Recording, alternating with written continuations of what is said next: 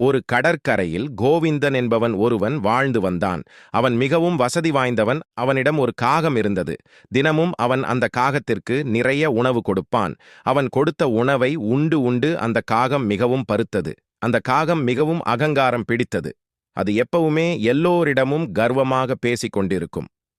ஒரு நாள் அந்த கடற்கரையில் சில அன்னப்பறவைகள் நிற்பதை பார்த்த காகம் அந்த அன்னப்பறவைகளிடம் சென்று சொன்னது, நீங்கள் பார்ப்பதற்குத்தான் மிகவும் அழகாக இருக்கிறீர்கள், ஆனால் என்னைப் போல் உங்களால் பறக்க முடியாது என்று கர்வமாக சொன்னது.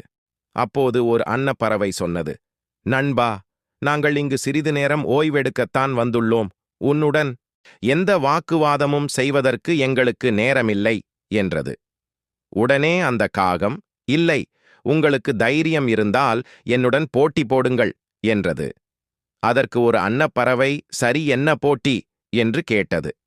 அதற்கு காகம் சொன்னது, நாம் இருவரும் இந்த கடற்கரையில் இருந்து சில மைல்கள் பறந்து செல்வோம். யார் முதலில் செல்கிறார்களோ அவர்கள்தான் சிறந்தவர்கள் என்று சொன்னது. உடனே அந்த அன்னப்பறவையும் சரி என்றது. இந்த காகம்தான் பருத்து இருப்பதை மறந்துவிட்டு மிகவும் வேகமாக பறந்து சென்றது. அன்னப்பறவையும் அதனால் முடிந்த அளவிற்கு வேகமாக பறந்து சென்று கொண்டிருந்தது.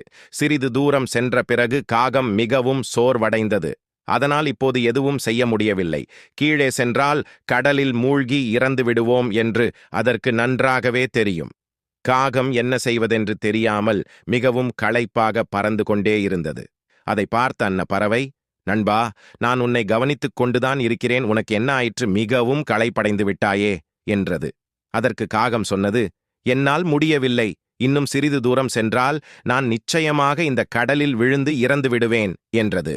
உடனே அன்னப்பறவை, சரி, நீ கவலைப்படாதே, என் முதுகில் ஏறிக்கொள், நான் உன்னை கரையில் கொண்டு சேர்க்கிறேன் என்றது.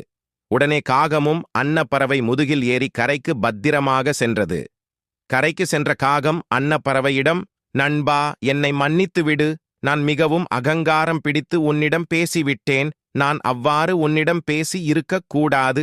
நீ மட்டும் எனக்கு உதவி செய்யவில்லை என்றால் நான் நிச்சயமாக இன்று இறந்திருப்பேன் என்று அன்னப்பறவையிடம் மன்னிப்பு கேட்டது. கர்வம் என்றைக்கும் உதவி செய்யாது.